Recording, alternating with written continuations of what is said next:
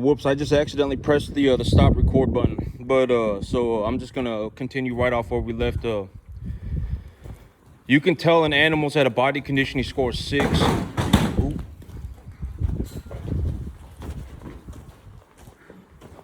If you cannot see any ribs on the side of their body. And so I gotta get this undone without pressing the stop record button. And I'm gonna go and see if I can bring him in here real fast. He was in here, but he ran off when the other animals went running. Yeah, let me see if he's still here. I'm gonna see if I can slowly and carefully. I'm gonna see if I can get him back over here to go into the barn. And then go back into the preconditioning pen because he's not eating food. And you don't want him not eating food. I'm gonna see if Lucy, leave him alone. I'm gonna see if I can get him back over there. And I'm pretty sure I can. Nope. Oh dang. It's okay. I'm gonna let these animals out on grass here in a little bit, and he should go out there and eat something, and I'll double check his manure tonight to make sure he's eating something. And so I guess I'll ask another question. Oh, let me think about it. Well, I'm just gonna give some information. If an animal's not eating properly, it's what I say an instantaneous gauge, right? If an animal's not eating properly, within 12 hours you can tell by looking at their manure. If they're not producing much manure, then that's a very, very, very clear indicator that they're not eating properly. If the manure is clumped up real bad, that's an indicator that they're potentially not eating properly, but also a potential indicator that their feed is not high enough in energy or protein, or maybe even both. And so this is one of the animals that I let out today.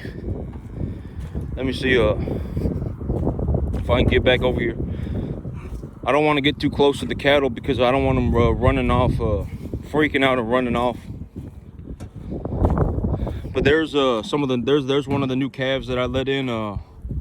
He had been out in the front for a few days, and then I let these animals back.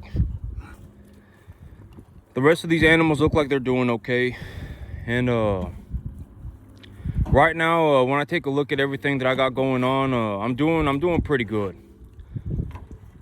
Okay, so up until about 2 weeks ago, I was doing fantastic. I want to talk about this. Up until about 2 weeks ago, I was doing fantastic.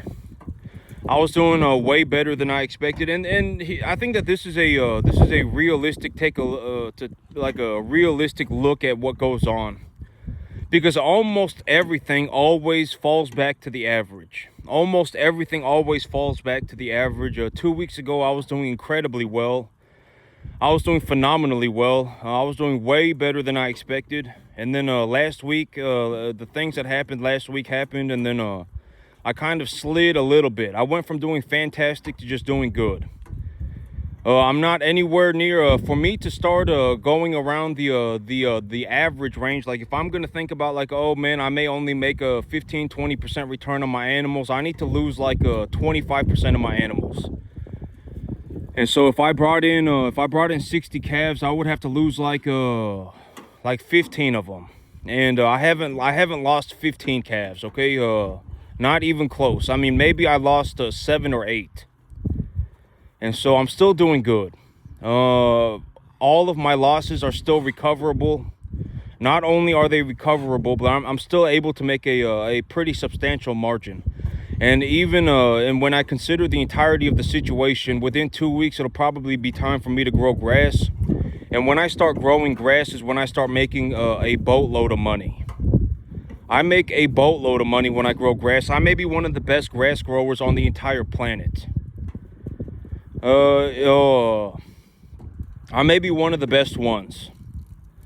And I've always said that when it comes to the cattle business, I'm pretty good at running the business. I'm pretty good at running cattle, but I am phenomenal at growing grass.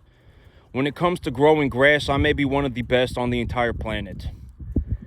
And I'll take some time right now to speak about growing grass and ask questions about growing grass.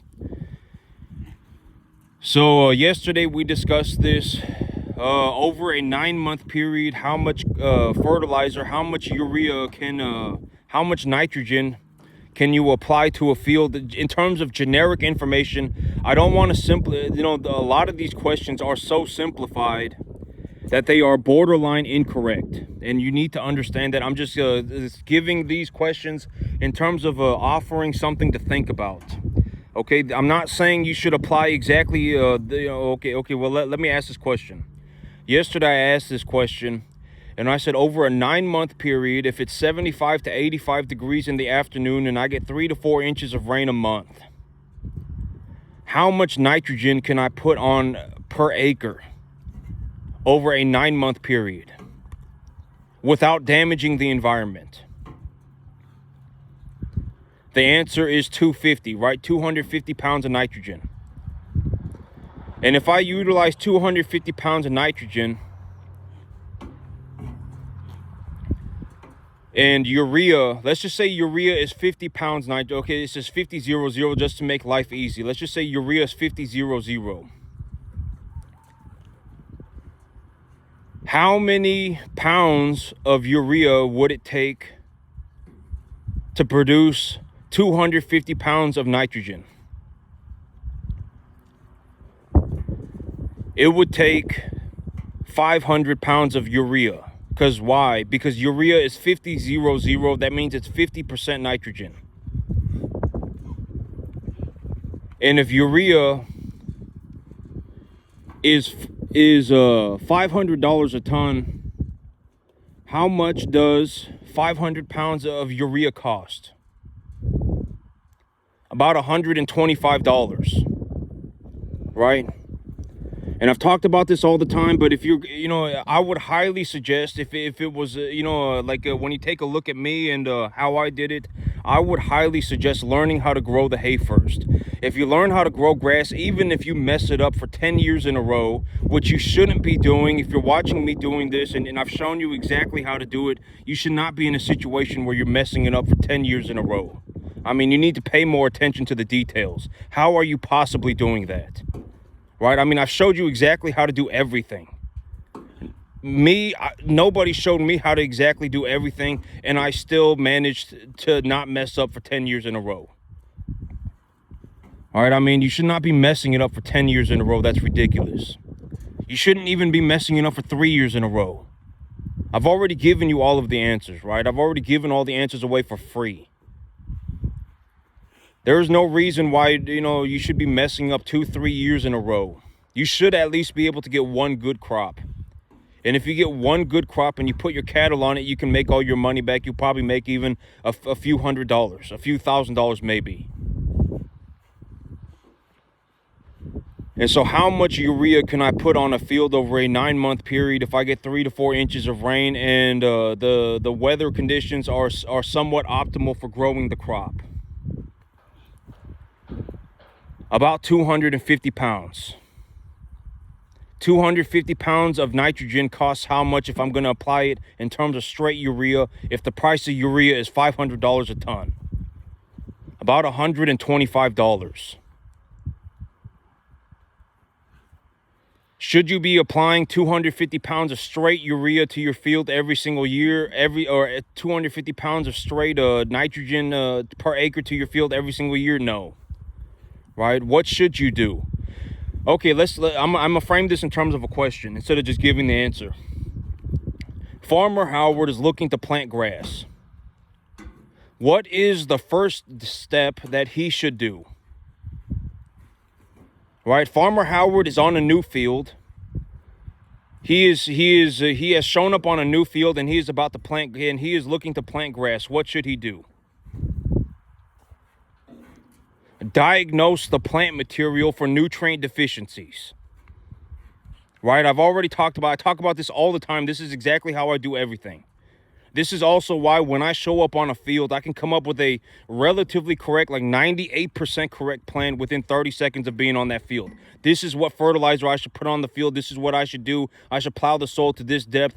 In 2 weeks, the weather's going to be this. I anticipate that I'm going to get this much rain. The temperature is going to be this. This is the cultivar of grass that I want to plant, etc., etc. I can do all of this within 30 seconds of being on the field, right? And this is why I can do that. Farmer Howard is on a new field and he's looking to plant some grass. What should he do? Walk the field and take information, collect information on nutrient deficiencies. When looking to collect nutrient deficiency information, what kind of plant should he be observing? Broadleaf plants. Why? Because it is significantly easier to diagnose a broadleaf plant than it is to diagnose a small piece of grass. If you have a sunflower plant, if you have a melon plant, if you have sagebrush, if you have some kind of a herbaceous weed, anything, as long as it is broadleaf and it's easy to diagnose the broadleaf plant. In terms of a overall generic nutrient requirement, what is the difference? What is the NPK requirement for a broadleaf plant? In terms of just a generic formula, the average broadleaf plant will use what kind of the generic formula, NPK formula for a broadleaf plant is what? For somewhat optimal growth is what? 517, right? The answer's been the same forever. I haven't changed the answer one bit. Should you be giving all of your broadleaf, do all broadleaf plants grow with a 517? No. But it's just to give, I don't want to simplify things to such a degree that it's incorrect. That's just to give you something to think about. Realistically, what's going to have to happen is you're going to have to be able to diagnose plant material by yourself. You should be able to walk out onto a field, take a look at a plant and say, okay, the soil pH is this. I took a look at a satellite image of my field. It says that my soil pH is about a 7.4 down to about 12 inches.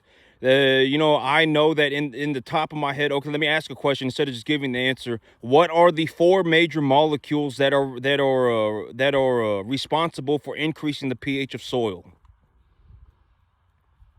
The answer is calcium, magnesium, potassium, and salt. And if you're not anywhere near an ocean, you don't have to worry about salt. And so the generic formula for growing a broadleaf plant in terms of just an overall understanding, developing an understanding, it's a 517. In terms of growing a grass, what is it? A 513.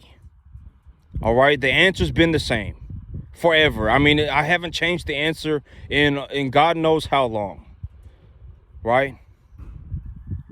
I mean, I haven't changed the answer in years. These are the answers that I've been using for years. Maybe even close to a decade. And, am I saying that you should be applying 513 to your field all the time? No, I'm not. Why? Because certain fertilizers are positively charged, right? That's the answer. Your soil is negatively charged.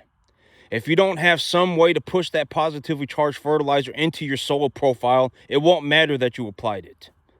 You're just wasting your effort, right? And you're wasting money. And so, if we're going to talk about growing grass, let me see if I can think of something else that we could talk about right now. Because here in about a week or two, it'll be time for me to plant grass. And I've got my plans ready. I figured out what I'm going to do. On my field personally, as of right now, I'm going to talk about what I'm going to do on my field as of right now. So I've said my soil pH is about a 7.4. I'm going to be plowing my field, so I am going to be physically displacing soil. I will be plowing my field. And so this is my opportunity to apply positively charged fertilizer and get a substantial amount of it into the ground and essentially just have it bound up in the soil to be used on future in the future as the plants grow. And so well, here are my plans. Here's what I'm doing. Am I saying that you should do this too? No. I'm going to talk about what I'm going to do, and I'm just going to tell you that this is my plan. I will be putting about 50 to 60 pounds of NPK per acre. I'll be applying about 50 to 60 pounds of NPK per acre. And I'll also be applying about 20 to 25 pounds of sulfur per acre. It'll actually be closer to 60 pounds of NPK and about 25 pounds of sulfur per acre. So that's what I'm going to be doing on my field, and then I'm going to plow it into the field. And I've been saying that like even in this video I said use 513, but if I said use 513, why am I applying 60 pounds of each, right? Because that's 111. Essentially, that's a 111. Why did I just say use a 513 and then I'm gonna be applying a 111.5, right? I mean a 111.3. I'm applying an NPK sulfur ratio. So why am I doing that? I guess that's the next question. Why am I doing that? Lucy, leave him alone. I'm doing that because in terms of a reality situation, I will need to plow the positive, I'm going to be plowing my field, and so I can store positively charged fertilizer in my soil profile when I plow it. And also, well, my soil pH is high, but when I don't apply potassium to my field, I end up with a potassium deficiency. So, this is more of a realistic situation. This is also what I mean by when I ask these questions, they are super simplified, and they're not the I don't want to misinform people. No, you should not. This is not the answer, right? I mean, this is just to give you something to think about, but it's very, very, very simplified. And so but this is more realistically what I'm doing. So when I apply fertilizer to my field, why am I applying a 111.3 ratio? Why am I applying a 3:1 ratio NPK sulfur fertilizer? It's because my soil pH is about a 7.4, but from the data that I've collected in the past, even though I have a 7.4 pH, if I do not apply potassium to my field when I apply the other nutrients, well, okay, largely what ends up happening is if I go through my field and I apply if I walk through my field right now and just take a look at the plants and then just take a look at whatever is growing on the spot, it's almost always a nitrogen, phosphorus, and a sulfur deficiency. Almost always. Okay, so if I walk through my field right now and I take a look at a sagebrush, if I have a sunflower plant and I take a look at it, I don't fertilize anything, I just take a look at it for what it is. It almost always has a nitrogen, phosphorus, and a sulfur deficiency. But if I correct the nitrogen, the phosphorus, and the sulfur deficiency, I now end up with a potassium deficiency because it's increased the overall utilization of minerals by the plant. The plant is increasing its uptake of minerals because I've corrected the other three problems. And so that's why I'm applying a 111. Why am I applying an even ratio of nitrogen, phosphorus, potassium? It's because my field as it is right now has a nitrogen, phosphorus, sulfur deficiency. But when I correct those three, it increases my potassium requirements. And so I don't put 2 or 3 times as much potassium. I just put some potassium on my field. I apply about a 111. And nitrogen, if you listen to the whole thing, it's like, I got 513 NPK requirement. So I need 5 times as much nitrogen as I need phosphorus. Then why am I applying a 111 ratio?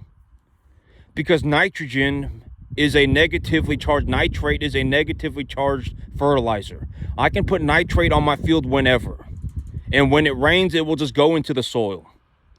So I can apply nitrogen to the field whenever I want. So that's why I'm applying a 17-7, or I'm applying a 60-60-60-20. on my field. That's why I'm doing it. This is more of a realistic look at what's going on. Should you be doing this? No. What should you be doing? Diagnosing your plant material on the field. Diagnose it, come up with a realistic plan, come up with something, something that's actually correct, and then go and do it. Right? I'm giving all of the information away for free. There's no reason why you should be messing it up. Not to some major degree. Like, you should not be completely failing, right? I mean, even if you don't do as good, you should not be completely failing. And even if you just don't do as good, it doesn't really matter. Why? Because at least you can just put a few cattle on it and feed a few cattle on it, and then you'll get all your money back, and now you're practicing for free. That's the big idea. I've talked about this. If you can get to a point where you can practice for free, then that's where you want to be. Right? Let's say and I've talked about this. Why do I suggest growing hay? Why do I suggest learning how to grow hay? Right? Because if you grow hay, it only costs, for me to plant hay on a 10-acre field for 5 calves an acre, it costs about $600 a month, about $550 a month. When I'm growing it, and I only grow it 9 months out of the year, 8 months out of the year. So for me to feed like 150 calves to the point where they're gaining 75 pounds a month, it costs me like $5,000 a year. And if you want to be in a situation where you just want to run 10 cattle, you just want to run 10 calves, it'll cost you like $1,500 a year. Even if you mess it up, it's not that big of a deal. Should you be messing it up to the point where you just completely fail? No, you should not, right? I mean, there's no reason for that to happen. I've already shown you exactly how to do everything. You should be able to get it somewhat correct. Granted that you're paying attention, right? You actually care about the details, and you're actually looking at it and making sure that what you're doing is correct. You're actually planning and everything. This is exactly what fertilizer I'm going to put. This is exactly what plow I'm going to use. This is what cultivar of grass I'm going to use. Everything, right? And if you plan these things, you should not be failing. Not completely. And if you plant if you use $1,500 and you buy 2 tons of fertilizer and enough seed to cover 10 acres, you could easily run 10 calves on it. And if you run 10 calves on it and you make $400 an animal, $500 an animal, you lose 2 of them, right? And you end up with 8. You buy 10, you lose 8. You lose 2, you end up with 8. And you make you can still make, and you all in, you're in $9,000. You went all in $9,000. You bought 10 calves, 200 pounders, took the formula, used the formula, purchased your calves. You spent $7,000 on your calves. You put $1,500 into growing some hay. You're all in $8,500. Now you have 8 cattle that are 800 pounds, number 1 to 1.5 type, medium, large frame. Feeder cattle market went sideways. Now you're going to get $1,700 back per animal. 1,700 times what? Times 8, what is that? That's almost like 15 grand. You still made like a 50% return on your money. You still made like a 75% return on your money. Congratulations, right? You almost doubled your money. And there's your extra, whatever, $1,000 a year, $1,000 a month, right? I mean, it doesn't take very much to make $1,000 a month. If you run 10, 15 cattle a year and you just plant $1,500 worth of hay a year, there's your extra $1,000 a month, right? This farm right here, when you take a look at this, you should not be trying to do this. If you try and do this, you're not going to make it. Okay, you're just not, you should, I've always, and I'm not saying this to like belittle anybody. I'm not saying this to make fun of anybody. I'm just saying you're not going to make it. I can almost guarantee if you tried to do this, you're not going to be able to do it. But you might be able to do 10%. And if you do 10%, you can still make yourself an extra $1,000 to $2,000 a month. I make about $15,000 a month.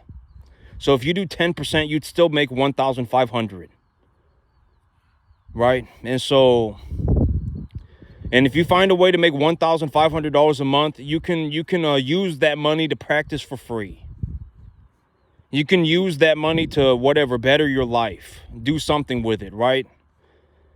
I mean, should you wake up tomorrow and decide that you want to become a farmer that can make $15,000 a month on a 10.5 acre field, you're going on a la la land journey. It's not going to happen. You're not going to do it tomorrow. Not even close.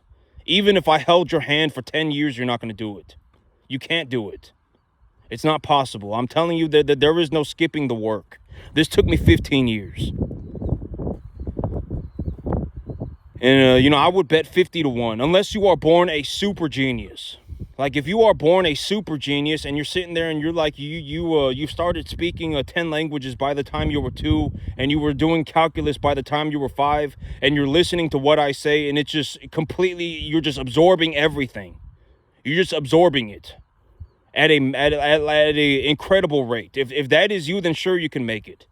Then sure, you could probably make it within a couple of years. But chances are nobody's a super genius. Not even me. I wasn't born a super genius.